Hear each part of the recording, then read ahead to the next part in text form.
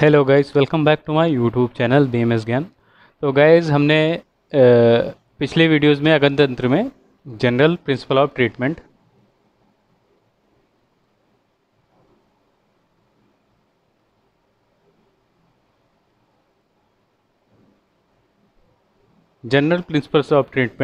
में 2 पॉइंट पढ़ लिए थे, जो कि था पहला रिससिटेशन और रिमूवल ऑफ अनएब्जॉर्ब पॉइजन। ठीक है, तो जो कि है हमारा पहला रिससिटेशन और रिमूवल ऑफ अनएब्जॉर्ब पॉइजन। तो 1 सेकेंड,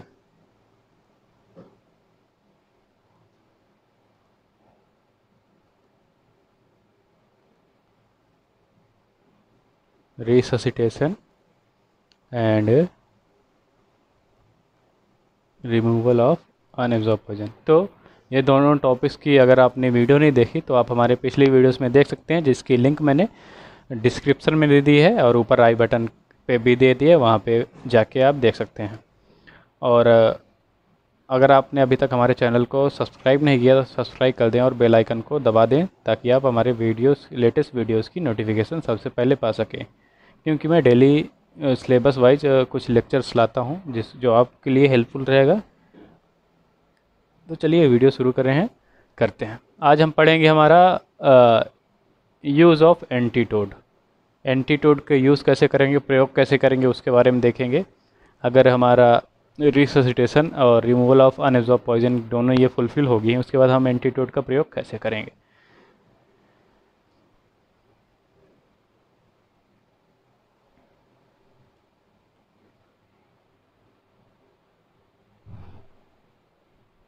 यूज़ ऑफ एंटीटोड्स।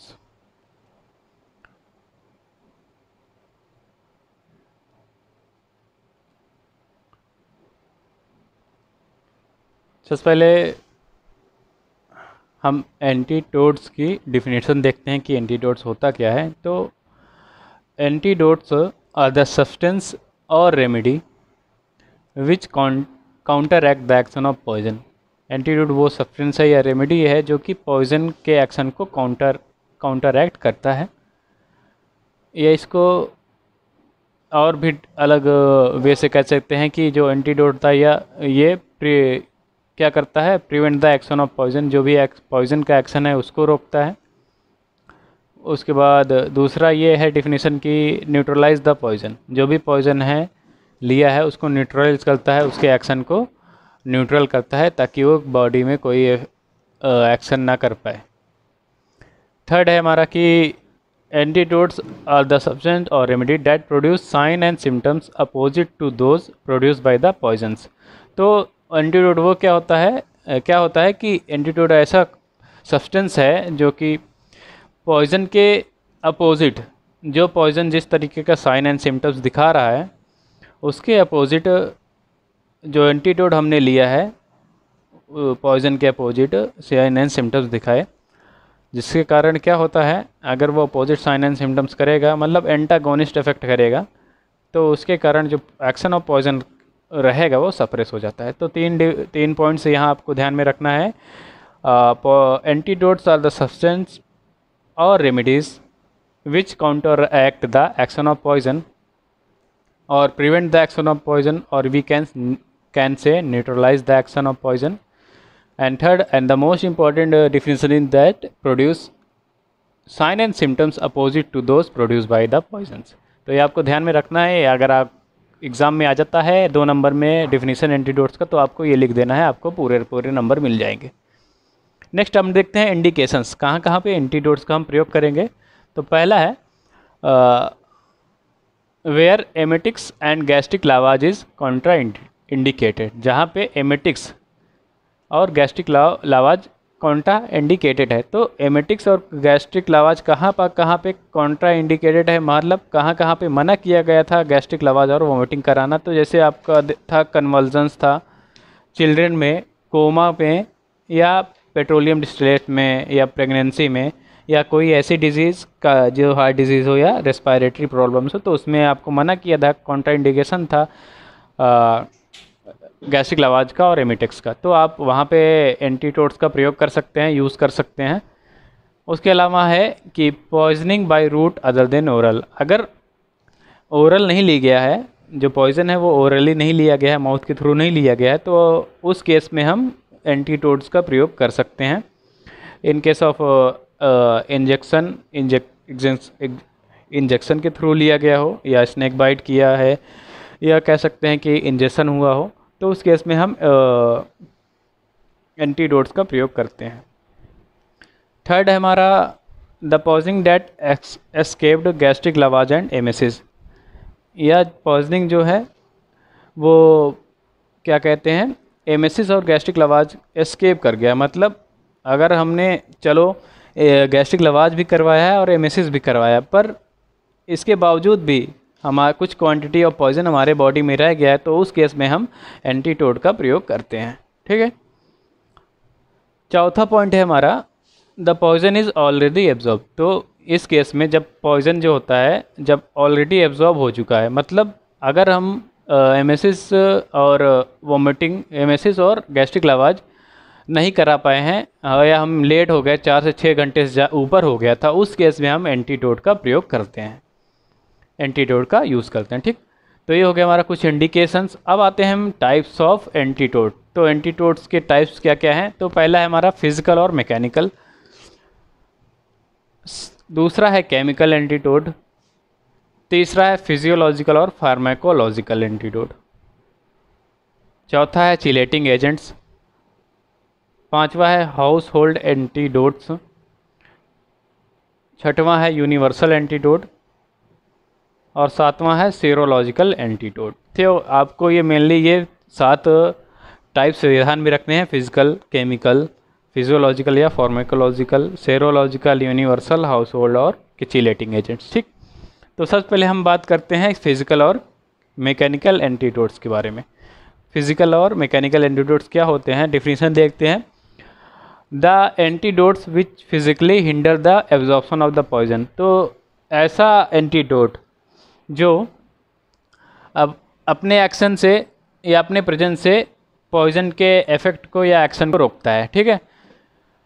तो ऐसा कुछ हो, जैसे हम इन केस ऑफ एग्जांपल लेते हैं डिमल्सेंट्स का, या बल्कि फूड एज लाइक बनाना या बॉइल्ड राइस। तो क्या होता है इसमें कि वो अपने प्रेजेंस से, उनकी जो मौजूदगी होती है उसके कारण क्या होता है कि जो पॉइजन को जगह जितनी मिलनी चाहिए वो बल्कि फूड्स या डिमल्सेंट्स घेर लेते हैं, जिसके कारण पॉइजन जो होता है हमारा वो स्टमक के सरफेस, इंटेस्टाइन या जीआईटी के किसी भी सरफेस से उतना कांटेक्ट नहीं बना पाता जितना उसको कांटेक्ट बनाना चाहिए।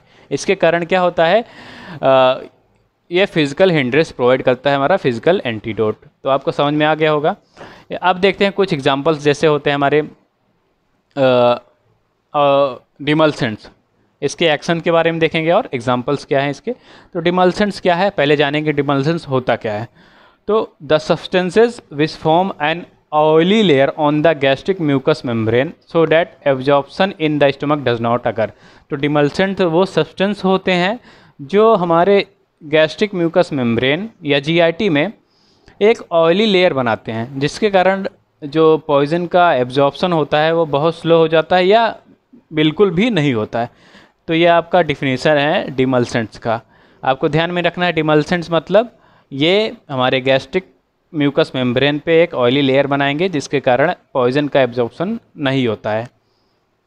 इसके कुछ हम एग्जांपल्स देखते हैं, जैसे हमारा वाइट ऑफ एग, जो हमारा जो अंडे का जो वाइट पार्ट होता है उसको अगर हम पॉइजन एडमिनिस्टर करने के बाद as a form of antidote, physical antidote लेते हैं तो वहाँ पे ये यूज़फुल रहेगा। पॉइजन के एब्जॉर्प्शन में ये हिंड्रेंस प्रोवाइड करेगा वाइट ऑफ एग। ऑयल ले सकते हैं, तेल पी सकते हैं, बटर, घी भी खा सकते हैं, दूध भी पी सकते हैं, स्टार्च सॉल्यूशन और मिल्क ऑफ मैग्नीशियम। तो ये कुछ डिमल्सेंट्स के एग्जांपल्स हैं, तो आप इसको ध्यान में रखिएगा। जैसे आप जो घर में यूज़ होने वाले कुछ याद रख लीजिए कि अंडा याद कर लीजिए, वाइट ऑफ एग याद कर लीजिए, ऑयल याद कर लीजिए, बटर, घी याद कर लीजिए, मिल्क याद कर लीजिए। ठीक। तो ये आपको ध्यान में रहेगा कि हाँ ये कुछ डिमल्सेंट है जो हमारे गैस्ट्रिक म्यूकस मेम्ब्रेन पे या जीआईटी में ऑयली लेयर बनाएंगे और पॉइजन के एक्शन को हिंडर करेंगे। नेक्स्ट हम देखते हैं बल्की फूड्स। तो बल्की फूड्स क्या हैं वो देखते हैं। सबसे पहले इसकी definition. Bulky foods these are the substances which engulf the poison and make it non available for causing effect and for its absorption। तो बल्की फूड्स आप सिंपल सा ये समझनी है कि बल्की मतलब बहुत ज़्यादा। तो किसी चीज़ को जब हम बहुत ज़्यादा अमाउंट में लेते हैं तो वो क्या होता है, जो भी कुछ अगर स्टमक में है हमारे तो उसको घेर लेगा, या उसको जितना सरफेस चाहिए, सरफेस एरिया चाहिए, वो उसको घेर लेगा और उसको अपने अंदर इनगल्फ कर लेगा, तो उसको सरफेस एरिया कम मिलेगी और उसका इफेक्ट कम हो जाएगा। तो वही डिफिनीसन दी है कि पॉइजन बल्की फूड्स वो सब्सटेंस होते हैं जो कि पॉइजन को इंगल्फ कर लेते हैं, अपने अंदर उसको भर लेते हैं, समा लेते हैं, और उसके जो पॉजिटिव इफ़ेक्ट्स हैं उसको नॉन अवेलेबल कर देते हैं। तो ये होता है हमारा बल्की फूड्स। एग्जांपल्स देखते हैं इसमें क्या क्या है। तो एग्जांपल्स जैसे बनाना हो गया, फ्लोर सस्पेंसन हो गया, बॉइल्ड राइस हो गया और मैश्ड पोटैटो हो गया। तो ये कुछ एग्जांपल्स हैं बल्की फूड्स के। तो अगर हम बनाना लेते हैं या फ्लोर आटे का आटे को लेते हैं गीला करके, तो उस केस में क्या होता है, ये हमारे पॉइज़न को जो हमने खाया है उसको इंगल्फ कर लेंगे और उसको एब्जॉर्प्शन के लिए नॉन अवेलेबल बना देंगे।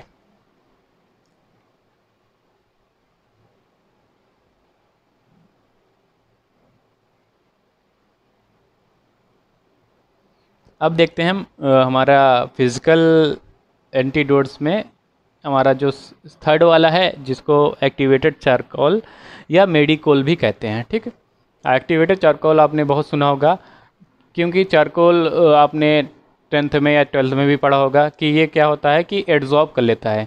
तो जो एक्टिवेटेड चारकोल होता है ये हमारे जो पॉइज़न है उसको एड्जॉर्ब कर लेता है, अपने सरफेस पे एड्जॉर्ब कर लेता है। इसके अलावा ये बताया गया है कि each gram of charcoal is equivalent to an area of 1000 metre square. तो जो भी 1 ग्राम का चारकोल अगर हम इंगल्फ करते हैं, इंजेस्ट करते हैं, तो ये 1000 मीटर स्क्वायर एरिया को कवर करेगा। और जितना क्या कहते हैं, जितना ज़्यादा लेंगे, लगभग इसको 1 to 2 ग्राम पर केजी बताया गया इसका डोज। तो डोज के हिसाब से लेते हैं, जैसे डोज बताया गया है 1 to 2 ग्राम पर KG using 8 ml of diluents पर ग्राम। तो 1 ग्राम आप समझिए कि 1000 मीटर स्क्वायर ये एरिया कवर करेगा। तो आप समझ सकते हैं कि अगर हम ये कितना यूज़फुल है। अगर हम इसको जैसे ही हमने पॉइज़न या किसी पर्सन ने पॉइज़न खा लिया है या एडमिनिस्टर कर लिया है, तो उस जितना जल्दी अगर हम इसको दें तो ये कितना यूज़फुल हो सकता है एक्टिवेटेड चारकोल। ठीक है, क्योंकि ये जितना भी पॉइज़न होगा उसको अपने एब्जॉर्ब कर लेगा और एब्जॉर्प्शन उसका नहीं होने देगा, तो बॉडी पे कोई इफ़ेक्ट नहीं आएगा। सेकंड हमारा केमिकल एंटीडोट्स। तो केमिकल एंटीडोट्स की हम डिफिनीसन देखते हैं क्या है।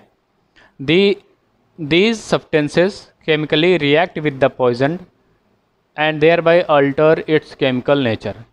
ये केमिकल एंटीडोट्स क्या होते हैं, ये सब्सटेंस जो होते हैं वो केमिकली रिएक्ट करते हैं विद द पॉइजन और उसके केमिकल नेचर को अल्टर कर देते हैं। एग्जांपल्स देखते हैं और मैकेनिज्म देखते हैं इसका हम। तो हमारा पहला यहाँ पे जैसे certain substance react with poison and render it inert. Example for example, in case of acid poisoning हम वीक एल्कलीज का यूज़ करते हैं, as like as calcium oxide और मैग्नीशियम ऑक्साइड। और फॉर एल्कली पॉइजनिंग के केस में हम weak acids का प्रयोग कर सकते हैं, like acetic acid, lemon juice और विनेगर जूस। तो ये कुछ हमारे ऐसे सब्सटेंस है जो पॉइजन के साथ रिएक्ट करेंगे और पॉइजन को इनर्ट बना देंगे। ठीक है,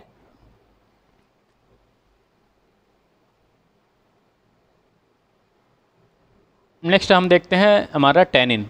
टैनिन जो होता है वो ऑब्टेन होता है स्ट्रॉन्ग टी से। ये इसका एक्शन क्या है या मैकेनिज्म क्या है, तो ये क्या करता है, it forms a complex and precipitate metals, alkaloids and glycosides. तो ये क्या करता है, हमारा जो भी मेटल्स हैं, एल्कलीज है या एल्कोलॉइड्स है या ग्लाइकोसाइड्स है उसको एक कॉम्प्लेक्स फॉर्म में बनाता है और उसका प्रेसिपिटेशन कर देता है। तो ये हमारा टैनिन हो गया।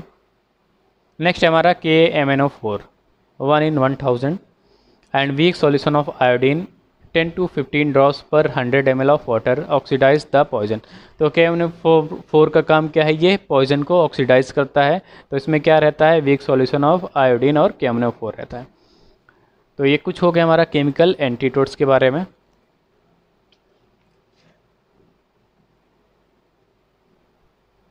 इसके आगे की वीडियो हम आगे का जो भी ये हमारा एंटीडोट्स का टॉपिक है जो कि हमारा छूटा है, इसके केमिकल एंटीडोट के बाद हमारा आएगा फार्माकोलॉजिकल या physiological antidote, chelating agents, house hold antidotes, universal antidotes और सेरोलॉजिकल एंटीडोट। तो ये हम नेक्स्ट वीडियो में देखेंगे क्योंकि वीडियो ज़्यादा लंबी हो जाएगी।